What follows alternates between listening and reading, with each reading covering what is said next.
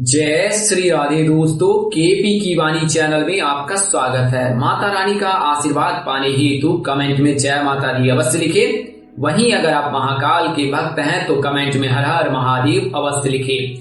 यकीन जानिए माता रानी संग महादेव की कृपा आप पर और आपके पूरे परिवार पर अवश्य बरसेंगी और आप सब परिवार स्वस्थ एवं सुखी रहेंगे। दोस्तों, आज की वीडियो में आपको गुरु के गोचर से, शुक्र के गोचर से जिन दो राशि के जातकों के नामों की शादी के और सगाई के योग फरवरी महीने में बन रहे हैं, उसकी जानकारी आपको विस्तार पूर्वक दूंगा।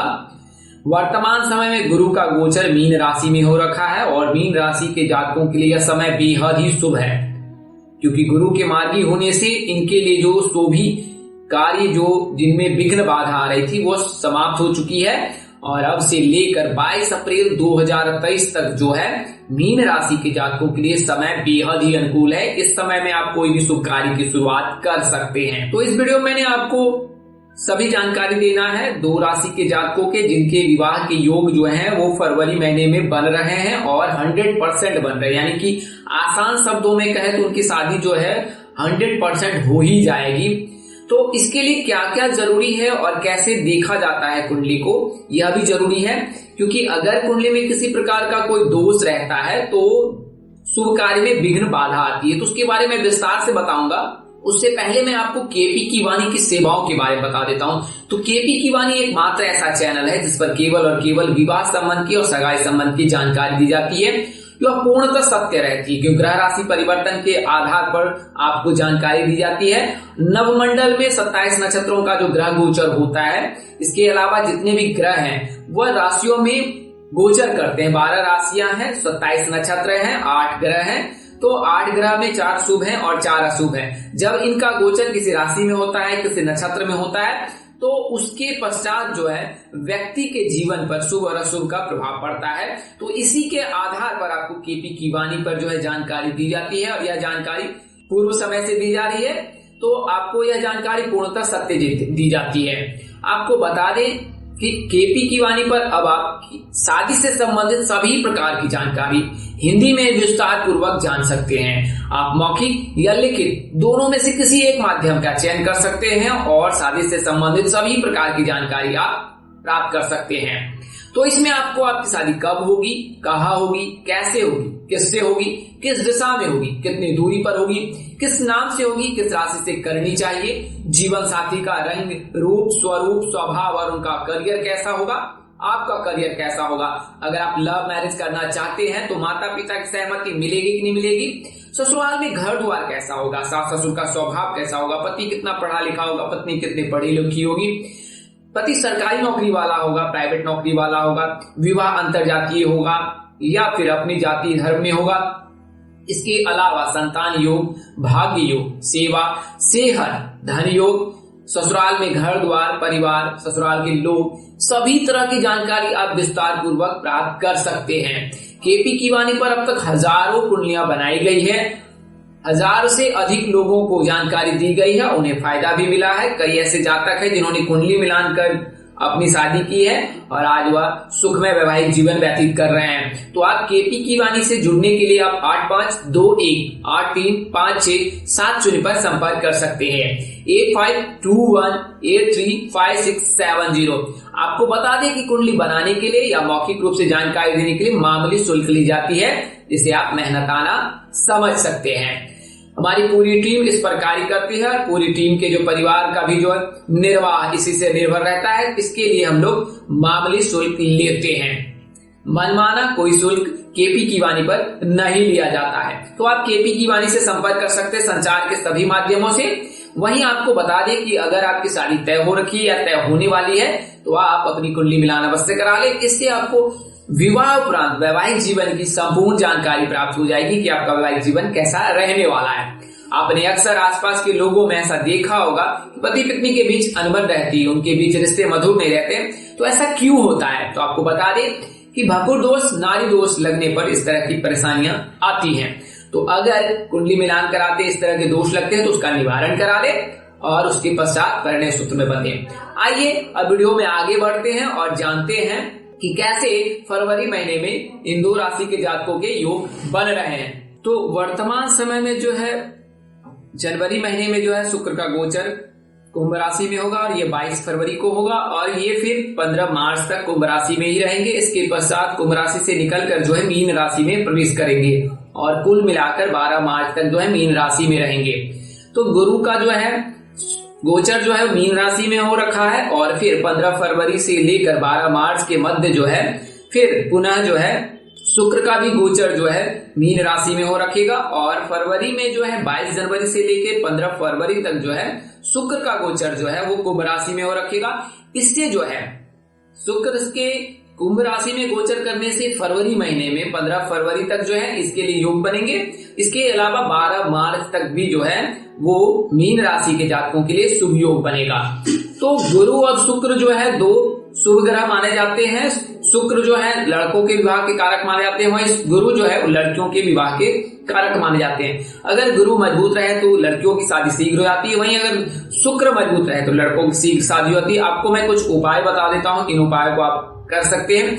वैसे लड़के जो है सोमवार और शुक्रवार के दिन श्वेत वस्त्र धारण करें, श्वेत यानी सफेद वस्त्र धारण करें। इस दिन जो है स्नान ध्यान करने के बाद व्रत संकल्प ले, हथेली में जो है जल रखकर आमचन करें, ओम पवित्राय पवित्रो नमः इस मंत्र का जाप करके जो है अपने आप को शुद्ध कर ले और इसके पश्चात जो है भगवान शिव जी की जो है सच्ची श्रद्धा और भक्ति भाव से जो है पूजा अर्चना उपासना करें। आप भगवान शिव को सफेद चीजों की भेंट करें, यानी कि सफेद फूल, सफेद मिष्टान, जल, अक्षत, दुर्वा आदि चीजों से उनकी पूजा करें। वहीं जल में काले तिल और बिल्व पत्र मिलाकर जो है शिवलिंग पर अर्घ दे सोमवार के दिन। इसके पश्चात दुग्धाभिषेक करें और अंत में फिर जल में शहद और इत्र मिलाकर शिवलिंग पर चढ़ाएं। इसके अलावा शुक्रवार के दिन भी इन चीजों को करें आप 2 दिनों में, यानी सोमवार और शुक्रवार के दिन।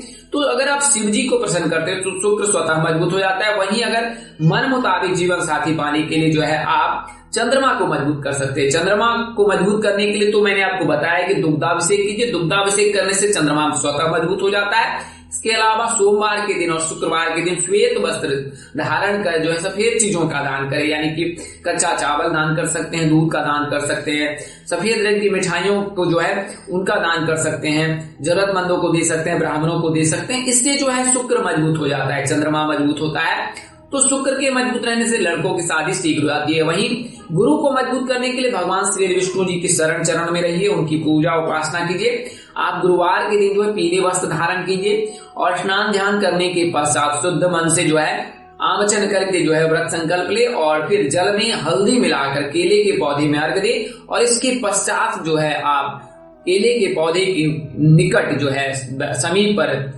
विराजमान होकर जो है बृहस्पति देव की पूजा उपासना करे। तो यह जो है गुरु के व्रत करने से, गुरु की पूजा करने से, भगवान श्री हरि विष्णु जी की पूजा अर्चना करने से गुरु मजबूत होता है। गुरु के मजबूत रहने से कई प्रकार के फायदे होते हैं। संतान प्राप्ति के योग बनते हैं, शीघ्र विवाह के योग बनते हैं और कैरियर कारोबार में जो भी बाधा आ रही है स्वतः समाप्त हो जाती है। आपने आसपास में देखे होंगे कि महिलाएं जो विवाहित रहते हैं वो भी सुख सौभाग्य के लिए जो है गुरुवार का व्रत अवश्य करती हैं। तो गुरुवार का व्रत अवश्य करें, इससे जो है शीघ्र शादी के योग बनने लगते हैं, मनचाहा जीवन साथी मिलता है। वहीं अगर जीवन साथी के भाव में गुरु, सूर्य, मंगल उपस्थित है तो भी जीवन साथी जो है सरकारी नौकरी वाला मिलता है, अच्छे धनी संपन्न परिवार में उनके विवाह के योग बनते हैं। अगर पंचम भाव में जो है गुरु उपस्थित रहता है, दृष्टि बना देता है, तो उन्हें संतान योग के प्राप्ति के प्रबल योग बनते हैं। यानी कि अगर पुत्र प्राप्ति के लिए आप इच्छुक है तो गुरुवार का व्रत करें, इससे जो गुरु मजबूत होगा और आपको पुत्र प्राप्ति के योग बनेंगे। वहीं पंचम भाव में अगर यानी संतान भाव में गुरु की दृष्टि बन जाए, उपस्थिति रहे गुरु की, तो फिर उन्हें संतान योग अवश्य मिलता है, यानी कि पुत्र प्राप्ति के योग अवश्य रहते हैं। तो यह तो गुरु और शुक्र के फायदे थे। आइए मैं अब उनको 2 राशियों के बारे में विस्तार से बताता हूँ।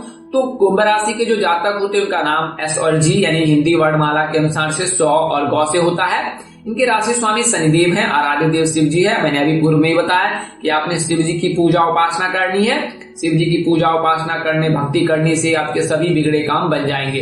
तो इनके राशि स्वामी जो है शनिदेव है, आराध्य देव भगवान शिव जी है। शनिदेव और आराध्य देव शिव जी की पूजा अर्चना करने से आपके सभी बिगड़े काम बन जाएंगे। बात करें कि दिशा जो इनके लिए अनुकूल होता है पश्चिम, तो अगर आप पश्चिम दिशा में विवाह योग हेतु प्रस्ताव लेकर जाते हैं तो रिश्ते तय होने के प्रबल योग रहते हैं। और जब आप 22 जनवरी से लेकर 15 फरवरी तक इस दौरान अगर आप पश्चिम दिशा में रिश्ता लेकर जाते हैं तो उसमें तय होने के प्रबल योग है, क्योंकि शुक्र जो है आकर्षण शक्ति का जो है कारक माना जाता है। और जब शुक्र का गोचर होगा कुंभ राशि में, उस दौरान अगर आप रिश्ते लेकर जाते हैं तो शादी तय होने के 100% योग बनेंगे। तो इनके पश्चिम दिशा में होने के प्रबल योग है। बात करें नाम से तो PRA कन्या राशि के जातक, तुला राशि के जातक और मेष राशि के जातक इनके लिए श्रेष्ठकर होते हैं। इनके साथ इनका सामंजस्य बेहतर रहता है। बात करें राशि की तो मीन राशि, धनु राशि के जातक और मकर राशि के जातक, कुंभ राशि के जातकों के लिए सही रहता है। हालांकि मकर राशि के राशि स्वामी भी शनिदेव हैं और आदिदेव जी भी शिव जी हैं। तो शनि के रहने पर जातक जो है थोड़ा सा उग्र रहता है, हिंसक रहता है, गुस्से में तेज रहता है। किंतु अगर आप शिव जी की शरण चरण में हैं, महादेव की कृपा पर अवश्य बरसेंगी, तो इन 3 राशि के जातकों से विवाह करना श्रेष्ठकर होगा। दूरी जहां तक है तो अगर वृषभ राशि है, कन्या राशि है, कर्क राशि है तो फिर 80 से 100 किलोमीटर, सिंह राशि है, वृश्चिक राशि है तो फिर 90 से 90 किलोमीटर हो सकता है। वहीं तुला मकर राशि के रहने पर 200 किलोमीटर तक दूरी रहती है। कुंभ राशि के जातकों के जन्मदिन से 22वें वर्ष से योग बनते हैं विवाह के, और फिर अधिकतम 29 वर्ष तक विवाह की योग है, कुंडली में किसी प्रकार का कोई दोष नहीं है तो। और वहीं बात करें मीन राशि के जातकों की तो मीन राशि के जातकों का नाम अक्षर डी से होता है। इनके राशि स्वामी गुरु हैं, आराध्य देव जो है वो श्री हरि विष्णु जी हैं, यानी कि हरि विष्णु नारायण जी की पूजा अर्चना करने से आपके सभी काम बन जाएंगे। बात करें दिशा की तो इनके लिए दिशा जो है उत्तर होता है, अनुकूल दिशा, और उत्तर पूर्व दिशा में अगर आप रिश्ते लेकर जाते हैं तो यह बेहद शुभ होगा। वर्तमान समय में जो है मीन राशि के जातकों के लिए बेहद शुभ समय चल रहा है और अब से लेकर 22 अप्रैल 2023 तक शुभ समय है। वहीं जब शुक्र का गोचर 15 फरवरी को मीन राशि में होगा तो उसके बाद भी इनके लिए शुभ योग अवश्य बनेगा। तो मीन राशि के जातकों के लिए अब से लेकर 22 फरवरी और फिर उसके पश्चात जो है 22 अप्रैल तक जो है प्रबल योग बन रहे हैं। बात करें नाम की तो SGV यानी कि कुंभ राशि और वृषभ राशि के जातकों से इनके संबंध तय होने के प्रबल योग रहते हैं, और इनमें से किसी एक नाम के जातक से यानी SGUV बी नाम के जातक से, किसी भी जातक से आप परिणय सूत्र बन सकते हैं। बात करें किस राशि से करना श्रेष्ठकर रहेगा तो आपके लिए जो है कुंभ राशि के जातक, धनु राशि के जातक श्रेष्ठकर रहते हैं, कन्या राशि के जातक सही रहते हैं। तो कन्या राशि के जातकों से विवाह कर सकते हैं क्योंकि वे धार्मिक प्रवृत्ति के होते हैं। तो दोस्तों इस वीडियो मैंने आपको उन 2 राशियों की जानकारी दी जिनके विवाह के योग फरवरी महीने में प्रबल हैं, और उस राशि के जो है 8 नामों के जो है प्रबल योग बन रहे हैं शादी के, उसकी जानकारी मैंने आपको दी है। ज्योतिष गणना के आधार पर आपको ये जानकारी दी गई जिसमें बदलाव संभव है। इस तरह की अन्य वीडियो देखने के लिए हमारे चैनल के डैशबोर्ड पर प्लेलिस्ट पर जाएं और अपनी राशि के अनुसार वीडियो अवश्य देखें। इस वीडियो को मानने, जानने, अपनाने से पहले अपने नजदीक के किसी प्रकार पंडित व ज्योतिष से अवश्य संपर्क कर ले। हमारा उद्देश्य केवल आपको सूचना पहुंचाना था, आप इसे सूचना ही तो ले। इसको मानने, अपनाने या उपयोग करने से पहले अपने नजदीक के किसी प्रकार पंडित व कुल पंडित से अवश्य संपर्क कर ले। इस तरह की वीडियो देखने के लिए हमारे चैनल पर बने रहें। अगर चैनल पर नए हैं, चैनल के कार्यक्रम पसंद आए, अगर कोई आप सलाह अथवा परामर्श देना चाहे तो कमेंट कर सकते हैं। फोन नंबर पे भी हमें संपर्क कर सकते हैं, सलाह अथवा परामर्श दे सकते हैं। हमारा कार्य आपको सूचना पहुंचाना है, आपको सूचित करना है, और उस कार्य में हम पहले दिन से उद्यत हैं। आपके स्नेह प्यार के लिए आप सबको ढेर सारा हृदय से धन्यवाद। माता रानी कृपा पर बनी रहे, आप सौ परिवार स्वस्थ एवं सुखी रहे। आप सभी के प्यार और स्नेह के लिए आप सबको हृदय से धन्यवाद करता हूं। आप लोग इसी तरह हमारे साथ जुड़े रहे। इन्हीं शुभकामनाओं के साथ आपसे विदा लेता हूं कि आप जहां रहे मस्त रहे, स्वस्थ रहे, व्यस्त रहे। माता रानी की असीम कृपा पर बरसती रहे। परमपिता परमेश्वर आपको सद्बुद्धि, सत्मार्ग और आगे बढ़ने की शक्ति दे। नमस्कार, जय श्री राम दोस्तों, जय श्री कृष्णा, जय माता दी, जय वाहिगुरु।